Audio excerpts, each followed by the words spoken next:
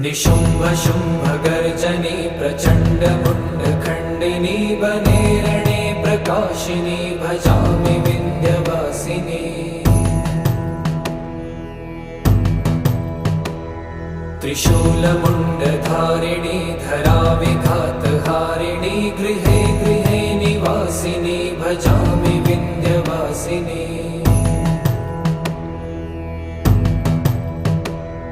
दरिद्रदुःखहारिणी सदा विभूतिकारिणी वियोगशोकहारिणी भजामि विन्ध्यवासिनी।